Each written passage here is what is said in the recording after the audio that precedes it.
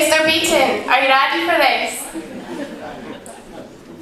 Ladies and gentlemen, it is a real privilege to be standing here tonight to reply to Blair's toast to the lassies and to be celebrating the contribution of Robert Burns to our literature and culture. I like to think of myself as a bit of a feminist, so putting the boys in their place has been a task I've been looking forward to with much anticipation since the start of the year. Like the boys in F6, Burns would have been nothing had he not been surrounded by remarkable women. The women in his life raised him into a Scottish icon and inspired his romantic poems which have rung down the ages. Equally, our 6 years at Hawick High School would have been nowhere near as enjoyable without the lads. However, don't be deceived. They certainly have their fair share of flaws. Inspired by our bard, I will attempt to enlighten you all to a few of these flaws in verse. Unfortunately, there was no after party this year, news which staff were relieved to hear. Mr. Williamson struggled to conceal his delight. There would be nothing inappropriate for me to bring up tonight. But don't relax yet, because I persevered and have discovered some stories, as Mr. Williamson feared. Blair always obeys his orders from Lauren and I. Yes, Lauren, or of course, Katrina, is a typical reply. But he'd had enough of females bossing him about. And at Jed after party, the real Blair came out. A blonde in the stable, a prom queen in the Portaloo. If it was breathing, it would do. As these horrors unfolded before my very eyes, I remembered a story I'd at first dismissed as lies. Desperate times call for desperate action.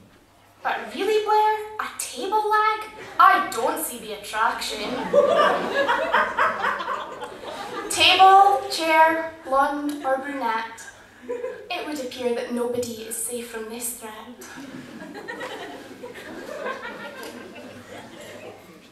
Normally, Cara is the epitome of the perfect young man, but one day he informed Lauren and I of a disturbing plan.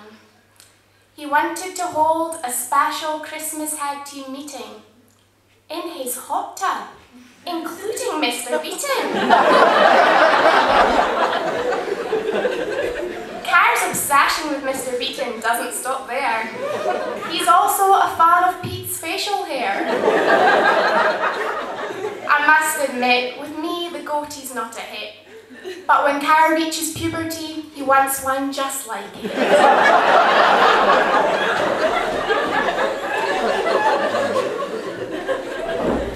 The rector has suggested that we are a disappointing year. With grades like ours, we've got little chance of a successful career.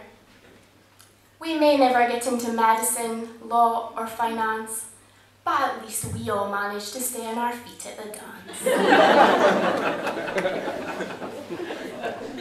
Tom Hamilton is the perfect gent, but poor Tom is subject to a great deal of torment. A poster was displayed on the canteen wall, suggesting that it's not just in height that Tom's small.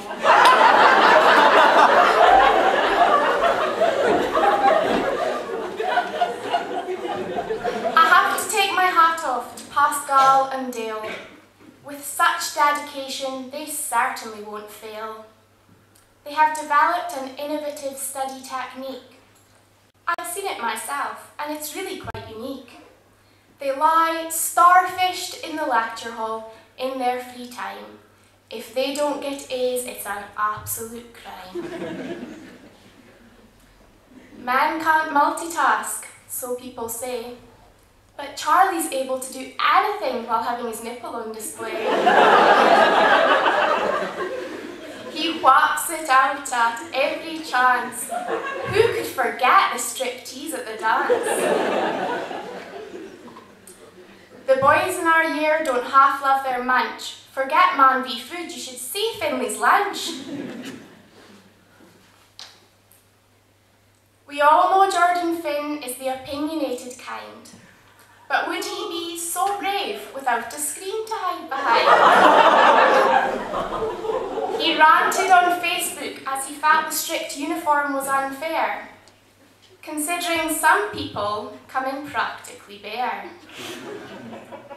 Jordan is not a fan of tight skirts, and don't get him started on low-cut shirts.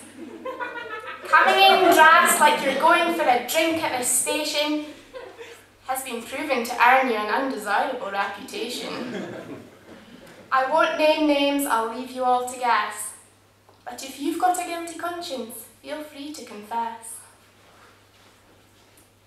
Michael Blakely also has a few controversial opinions. He acts like his Twitter followers are in the millions.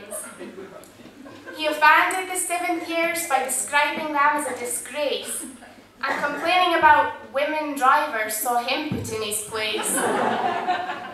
Last year, men were responsible for 80% of driving crime. You should do your research before tweeting next time.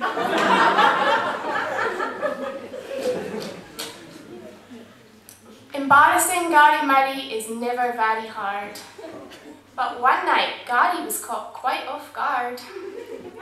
A photo emerged, courtesy of Glen Ray, of Gary halfway down Lucia's airway. But Gary did not learn, for not long after, he was once again the cause for laughter. He texted a friend his latest success, and it was posted online, much to his distress. Gary, you really are a complete and utter fool. You don't need to tell us every time you pull. Cameron Field, could you be more vain? I think all the whey protein has gone to your brain. Perhaps nobody has told you, perhaps they're too polite, but Cameron, your t-shirts are far too tight. Finley Simpson looks like an Adonis. Every girl wants to be his goddess. But while Finley may have the body of a god, let me tell you, he's still flawed. At Denham, the group were reading James and the Giant Peach, when from Finley an awful smell began to reach.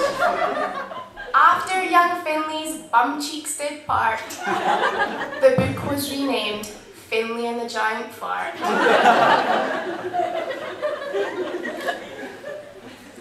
Alexander Pringle has earned himself a rude name.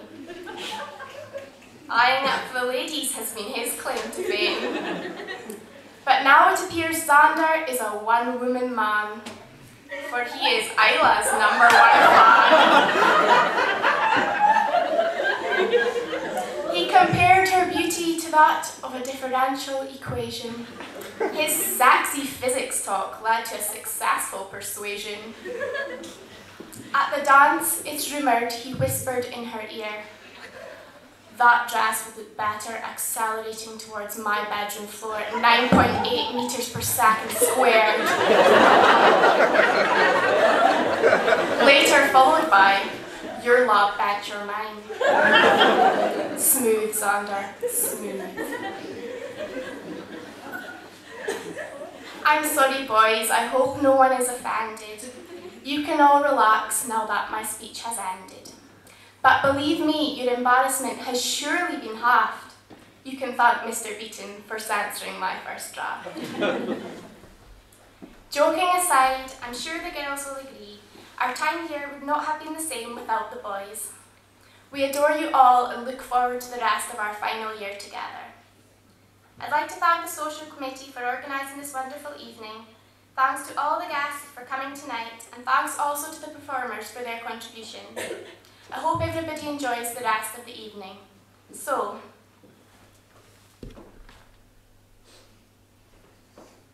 please, would the lassies be upstanding and raise your glass to the laddies.